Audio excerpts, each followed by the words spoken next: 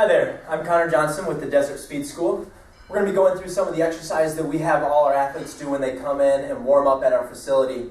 One of the first things we always have athletes do is to do some soft tissue work to kind of loosen up the muscles, work out any kinks, and work out some of the sore areas they may have when they first come in. One of the things that we always have athletes do is to foam roll. This is a foam roller. It's a dense foam piece of a cylinder. These are usually around $20 to $30.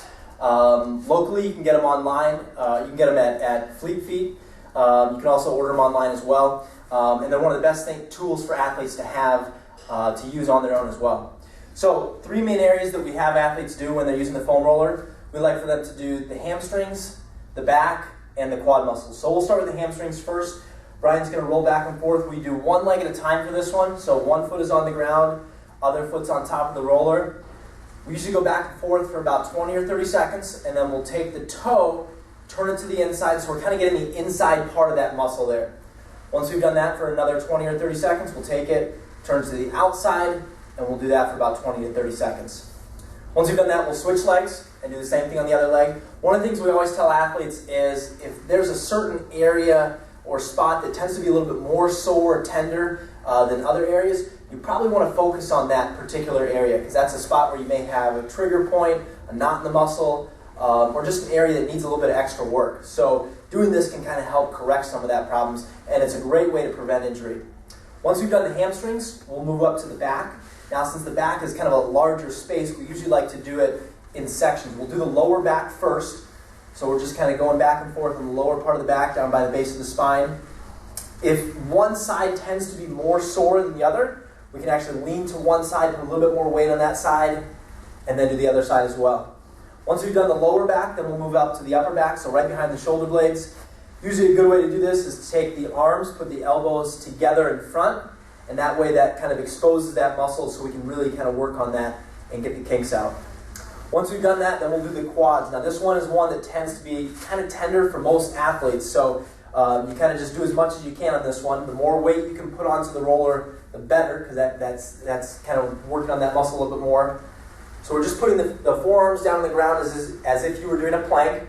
We're going back and forth. One of the mistakes that we do see a lot of times with athletes, especially athletes that run or walk pigeon-toed with their toes to the outside, is that they'll sometimes do this exercise with their feet kind of flared out to the outside. We want to try and avoid that, so we put the toes straight down or even put the toes touching each other together with the heels to the outside. That really allows us to get on top of that muscle, which tends to be the area that is usually the most sore.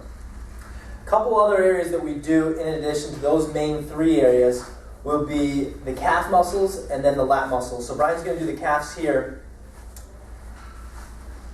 So for this one, we're sitting on the ground. Both legs can be on top of the roller here, and we're just going back and forth on top of the calf.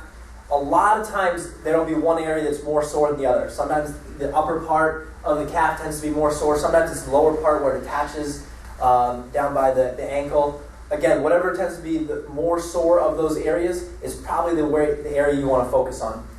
We can also do the sides of the muscle here as well. So turning the toes to the side, going back and forth, turning them to the other side, going back and forth as well, and that allows us to really get the entire muscle. In addition to using the foam roller for our soft tissue work, we'll also use a lacrosse ball as well to kind of get into some smaller areas. Lacrosse balls are usually about $2, so they're pretty inexpensive. You can also use a baseball or a softball for the same purpose. First one we'll do is the glute muscle. So this is about as simple as it gets. We just sit on top of the ball, one glute muscle on top of it, that butt cheek right on top, and we just kind of go back and forth. It's kind of small, slow circles there as he's sitting on top of it. Again, usually you'll notice there'll be like a certain spot that tends to be, you feel it as the ball kind of digs into the muscle a little bit. That's the area that you want to focus on. Once we've done both sides, then we'll move up to the back for this one. And this will be a little different. For this one, we will take the ball, we'll put it on the upper back right here in between the shoulder blades. There we go. So we want to put it in between the shoulder blade and the spine. We'll lie down on top of the ball. And we'll take the arm that's on that side and we'll reach back and forth in that position there. As he reaches the palm back towards the ground, the ball is going to dig into the muscle that's where it's going to kind of loosen things up. This one's especially good because so many of our athletes come into our workouts and they have kind of a hunched over posture, maybe from sitting in school all day or whatever it is. And so those muscles in the back tend to get overstretched. So this is kind of a good way to kind of work on those, loosen them up, get them functioning properly again. We'll do both sides for this one. We can also adjust slightly so the ball is slightly lower on his back. So we're kind of getting a different spot of the back, and do the same thing back and forth. Again, these are the soft tissue exercises that we have all our athletes do when they come into our facility. These are great exercises to do at home. Both the lacrosse ball and the foam roller are inexpensive tools, and they're great ways to stay loose, prevent injury, and improve your flexibility as well. Again, this is Connor Johnson with the Desert Speed School. For more information on our Speed School programs, go to www.desert